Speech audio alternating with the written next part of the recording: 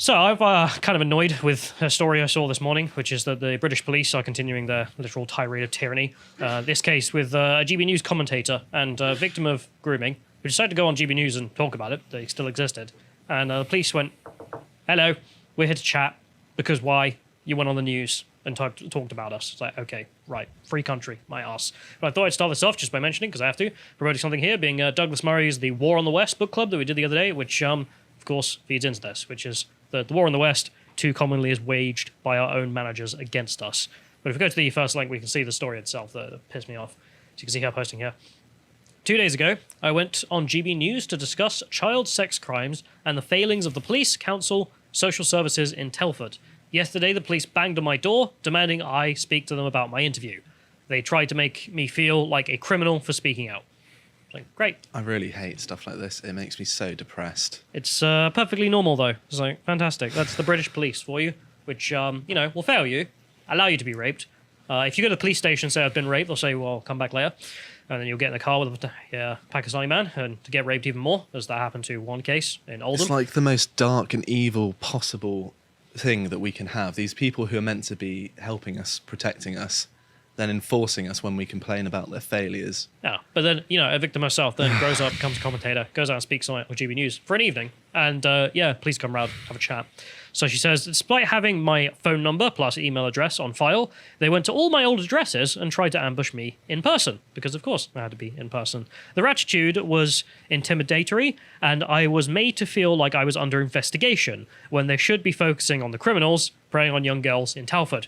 Which, maybe they should be, but they're not. It's not their concern, so don't worry about that. However, she posts the original interview that she did. Here's the clip. And we're going to play it in full. It's a bit long, just for you to get a sense of how little of a need there was for this random visit that just had to happen. Let's play. Telford is largely ignored by the national media because it isn't newsworthy, and the girls that fall victim, like myself, to grooming, to CSA or to CSE are seen as... Just explain, because we're all familiar, these reports get released twice a week now. Yeah. But just explain for people who don't follow them what CSE and CSA stand for. Well, CSA is child sexual abuse. That encompasses most child sex crimes. So whether it's rape in the family, whether it's sexual assault, whether it's grooming, whether it's CSE, that's the sort of umbrella term. CSE is group-based raping, exploiting and grooming of children. And let's be clear here, the victims of these crimes aren't young women, aren't prostitutes, aren't madams, they are children. And the perpetrators are adult men. And in Telford, CSE has been rife and continues to be rife in any estate up and down my area. You can go to Sutton Hill or to Woodside or to Brookside and see it in action. People act as though and when these reports are released, it's the same lines that are paraded out, that, oh, these are crimes of the past, lessons have been learned. No. Girls on the ground, like myself, know far too well that these aren't crimes of the past. CSE, CSA, grooming, they're not things that have gone away. They continue to affect predominantly white working class girls in towns and cities like Telford. But there you have it. I mean, She was a victim herself, right? Yes. So credit to her for actually going on to national television and talking about it. I mean, that's an incredibly brave thing to do. Yeah, she's been a writer for The Spectator and whatnot as well for a while. So she's, been doing this as well as going through all that. But it's just the fact that clip there, the reason I played it all, and you might think, well, what was in there that was worth a police visit? And that's my point. There wasn't anything. I mean, she literally just said, did you know this is still going on? Yeah, it is. And then she names local areas in Telford where it's still going on. And the local police are still not dealing with it, at least in the regards to the evidence on the ground, according to the witnesses on the ground. And, that was it. That was what the necessary reason for her being visited by the police was, saying that they're still failing to do their job. I don't know how an environment in the police can evolve where they go to the victims of grooming and child sexual exploitation, who are talking about the problems, and they're the ones in the wrong. How can these people live with themselves? It's really disgusting. Very weird. But if we go to the next link here, you can see there's a GB News article listing this as well, because, of course, big interview for them. They're excited, so they put up an article as well, quoting about the whole thing. And they mention in here, in 2013, the police launched Operation Chalice, which identified 200 men suspected of raping young Telford girls. Victims of child abuse in Telford have struggled to get justice, with victims Miss Smith, stating how police officers probed her on whether or not she asked for consent, which isn't possible, because if you're a child, you can't consent. Oh. Mr. Policeman. I know this is difficult. I know. Apparently, the police are, all have to be university educated now, so they're all, industrially retarded. But in this regard, no, yeah, it would have been obvious to you that a child can't consent if you had an iota of sense. A report into child sexual exploitation in Telford is set to be published later this month, with Miss Smith explaining victims of these crimes are children, the predators are adult men, which, yeah, it was this. But it's also very. Oh, sorry. But the important point of that line being that there's a report coming out later this month, apparently, in regards to exactly this. So that's why. Okay, so yeah, so she went on national TV to say this is still going on, and you're threatened by that. Otherwise, why else are you doing this? One thing that also really frustrates me about this sort of thing is that when you get mainstream media coverage, things like the BBC, I saw when I was just watching the news in my own free time, they talked about this sort of stuff, and they always skirt over the religious element to it, that it's Muslim men, older Muslim men, doing this to white, normally working class women. Non-Muslim women. Yes. Muslim women off the table, usually in 99% of those cases, because, well, that's the motivation. Although I also, my father always said, cultural reasons. Which culture? No. Well, you don't ask that question, but, it's certain cultures. It's just Trust something me. that didn't have to happen. We didn't have to have these kinds of people here, and it's one of the most disgusting things that goes on in this country. Yeah, they go on in this article just to list some other stories we've spoken about. I mean, the fact that there's one guy who's called the Master who had Pakistani citizenship, so you thought, deport to Pakistan. He denounced his Pakistani citizenship so he can stay here forever, which that worked in court, and he is now with us forever. Why do we allow this to job. happen to our country? It's terrible. But if you go to the next one here, you can also see that she continues telling us what happened. So you start off with saying... she says in here, I don't know if you can scroll up, but someone says that when you go on GB News and say that child sex crimes are still happening in Telford, it's our duty to speak to you, the police said in response to her when she asked the police, well, why are you questioning us? I'm like, right, okay. So it's your duty to speak to me because I dare go on national TV and say that it's still going on. Why, exactly? For what possible reason? I mean, again, as she mentioned, you could have emailed me, could have phoned me at any point. You've got those. It's pure intimidation, isn't it? That the reason they're going there and just like, well, you spoke about this thing that we don't like you talking about, so we've turned up to your door unannounced. Just to say hi, just to check in. Someone said something, but it's deleted, so we can't read that. However, she responds, it would have been easy to drop me an email or give me a call to treat me with an ounce of respect and dignity. Why come banging on a victim's door like they are some sort of criminal, if not to intimidate them? Yeah, 100%. I think her announcement of what's happened there probably seems to be the correct one. And I don't know what the hell else they would be doing there. I'm sure there might be some police officers who say, there might be a rule that says we have to go and talk to them, in which case phone or email would have done. Not acting like they're in trouble would have done. But no, instead, she had to be treated like this. Fantastic. But there's a thing and a reason as to why this keeps going on, which is that there's an unbelievable soft spot for the British managers of this country.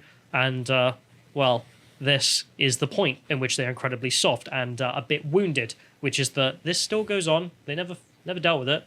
And, they don't like that being pointed out. As we can see, at least in one clip here, this is in Oldham, Manchester, talking about the fact that, you remember that we showed that clip of all the locals turning up and being pretty pissed off with the release of a report that said there was no cover-up.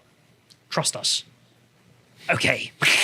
No one trusted you before. But then I saw this clip, as you see, Voice of Wales putting out here, and it's mighty interesting. There's, as they say, Samantha was picked up by Pakistani paedophiles at Oldham Police Station and then raped by 7 men in one night. Thanks, police. Oldham Council lied to the mayor's CSE review, saying she didn't want to testify and was suicidal. Well, I'm not surprised. No, but it also just seems to not be even true. Apparently she did want to testify, at least according to her. Okay. And the counsellor, who then speaks up for her in this clip. Let's play. Who was responsible for telling the review team not to interview Sam? It's a very important question. We need to identify them individuals and find out what's happening to them. So who were the people responsible for trying to stop Sam being interviewed by this review team? Nobody attempted to avoid Samantha being interviewed. That's not true. But excuse me. Sorry, Councillor Hoban. I'm going to come back on that, Gerard. Gerard, we have the victim in this room tonight, so be careful what you say. in relation to, if I could finish, in relation to the point about Sam, I can say that there was no attempt to prevent Samantha. Her case was brought forward by the council. Information in relation to her case was produced by the council, and the review team was supported to interview her. Thank you. No, I won't sit down. The answer to that question, the victim is in this room, and that is lies. There's a council officer being untrue when the victim is in this very room. It's not possible. I love that clip. I love that clip. Good for that man. I'm not sure who he is, but well done for him for actually sticking up for the victims. It's depressing that that's a rarity. I know there are people that do it, obviously, but we definitely need a lot more of that. So I believe he's a Conservative councillor because it's a Labour-run council, because mostly is, let's be honest. And as you can see here, yes, the fact that I don't think we get to see this very often. I think, as the guest we had before was mentioning, that this usually isn't allowed to take place because they know how bad it will look because it's recorded. And as you can see, all the locals turning up and shouting, and all of the managers at the front there who have to sit and pretend that they're being taken seriously. Well, the funny thing is, obviously these so-called managers, they have allegiance with the police who've covered this up, because the police are more managerial than actual people who are on the front line stopping crime. They're more bureaucrat than actual people who are safeguarding others. Yeah, I mean, that's why I'm describing them as much. I don't think they deserve much more of a title at this point. Absolutely, yeah. They should live with that one instead. But anyway, that's one form of resistance, which I really do love to see, and I'm quite glad it's starting to perk up. Very rarely have you seen this in Britain in response to mass rape.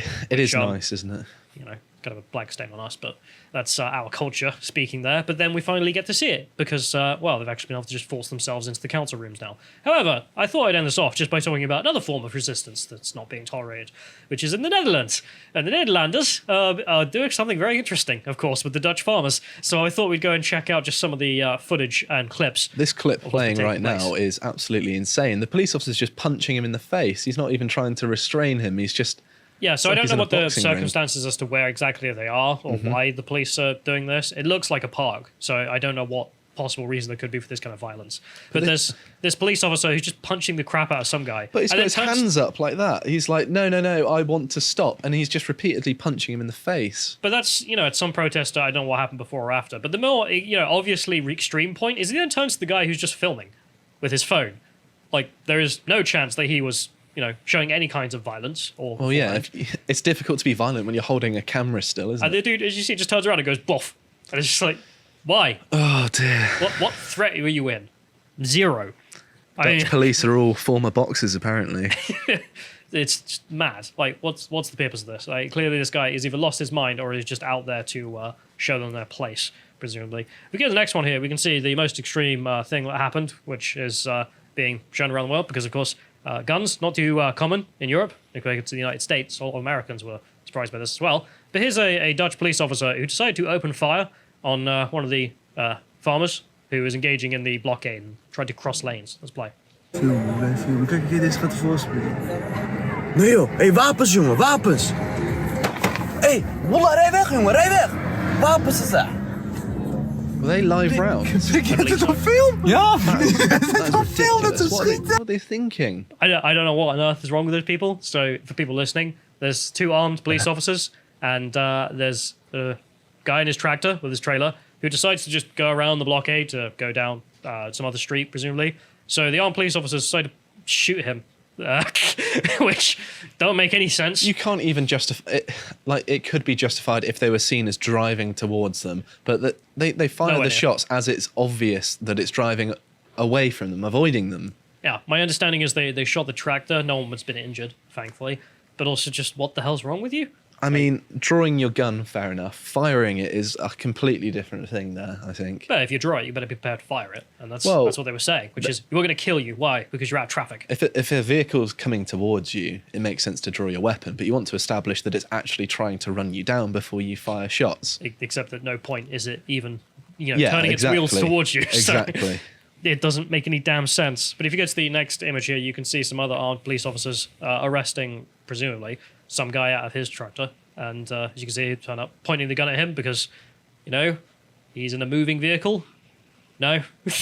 It doesn't really seem necessary there. A conversation would suffice. That's just escalating it, isn't it? And making the chance of violence greater. For what possible reason do you have to point a handgun at a guy in a tractor who's not moving? And it's like, okay, right, makes sense, of course. The only thing that I can think of is that if if the Netherlands is anything like Britain, farmers are the most armed people going. So maybe that, I don't know. But if you don't see a weapon, then...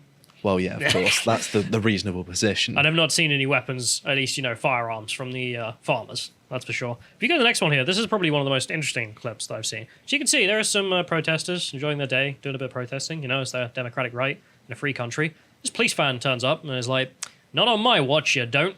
And then a bunch of plainclothes police officers jump out, as you can see, with masks on, presumably to arrest someone. Otherwise, what the hell? What's with the, frankly, secret police nature to all this? This is horrifying. And they pull out their batons and just start, getting in a fight with the crowd.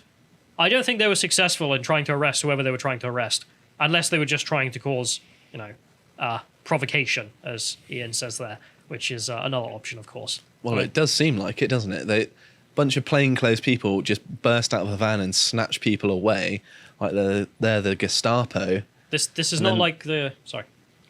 It seems to me that the only reason they would do such a thing, rather than rely on, the supposed authority of wearing a uniform, so people recognise, okay, that's the police, not just a kidnapping in daylight.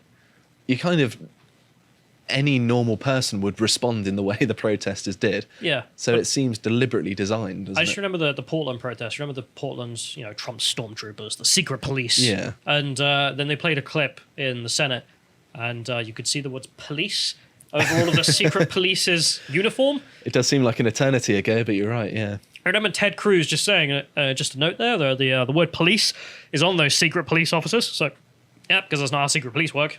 Go and check out any footage of secret police in the Iron Curtain. They look like that. Mm-hmm. They look like plainclothes police officers who just jump out, steal people instead. If you go to the next one as well, there's also just footage of them getting BTFO'd from the bad man here on Getter, of course. I don't know if you can play this without the audio, but it's just... they seem to have failed in whatever the hell they were trying to do. Is this a different angle? Yeah. It looks like it. It's just like they quickly retreat back to the van, trying to beat up anyone who goes anywhere near them. There's an old man on the front lines. Good to see. Yeah, very based. And also, if we go to the next one, we can see some more protesting footage, which I love. As you can see here, you can see a bunch of the tractors have lined up, apparently making the no farmers, no food help sign. And of course, it's just like, nah. That's how you do a protest right there. In English. If you go to the next one, you can see just the aerial vision of that in stills, which very cool. Do like. And if we go to the next one, we can see they've also decided to start blocking airports. So this is Groningen Airport, which a bunch of guys just drove their tractors up to the entrance and went, yeah, this is where I'm spending my day. A tractor at an airport just looks out of place as well. There's the entrance, there's the tractor, right on the doorstep. It's just like, no flights for you. No one is flying. To hell with you people. This, I must admit, there is something amazing where you can see, you can resist. Certainly can. Yeah, good for them as well, because what the Dutch government is doing to them is appalling. Yeah. I wonder if we can wait just for this to flip back around, because you can see them actually driving up to the entrance and just parking there. Just like, yeah, there we are. I must admit, that's very funny. If you go to the next one as well, they've also decided to copy the Ukrainian strategy of just stealing vehicles. So you can see they're stealing a police car here, because that's mine now. Thank you very much. Police in there, or is it just the empty vehicle? I think it's just an empty vehicle. But you remember the Ukrainians stealing APCs? Just like, of course, yeah. Thank you very much, Mr. Putin. Now you have this. And it's just, thank you very much, Mr. Policeman. It's just next year you're going to see the Dutch farmers all driving around in the new motors, just repainted. Lights bashed off. It's going to be like DFP, the Dutch Farmers Police. They're going to be the new police force taking over. We run this county now. Rather than a baton, they're going to have a little pitchfork on the side. If you go to the next one, you're going to see the dumping manure at the border roads as well, which is hilarious. This is on the German border. Just enjoy our literal piles of S. Incredibly based, dumping manure on the German border. I approve. They deserve it. And then there's also, if you go to the next one, as one of the commentators sent in, there is a Sherman Firefly that has been wealthily donated to the cause. What does our boys do for the cause? Well, they brought in the Shermans because, like Groningen, had to be liberated by the North Americans. This is a perfectly reasonable farming vehicle. I see no problem with this. Yeah, little Jeep in the back there, so you can give commands as well. Wonderful. If you go to the next one, there's also the fact that TikTok is just full of this as well, as Martin pointed out. He just had a compilation of loads of TikTok clips of stuff happening. It just goes on and on. So there we have it. There is some examples where resistance can happen. And the last one here, just the fact that the protests have, of course, now gone global. As you see, this lady here who's been at the forefront of making sure everyone knows what's going on. Her Twitter account is just filled with, this has happened, that has happened. On Tucker Carlson as well, to make sure the Yanks are aware of what is happening. But there we have it. There's the resistance, which we could be proud of, and some of it growing in response to the grooming. However, if you speak out about it, apparently you still get a visit from the police. If you enjoyed that segment from the podcast The Lotus Eaters, you can go to lotuseaters.com to get access to all the premium content we have on the site, such as the Epoch series, this one being on the Anglo-Saxons with Carl and Bo. If you want to find out what else we're putting out, you can follow us on Getter at lotuseaters_com on Getter. Thank you and goodbye.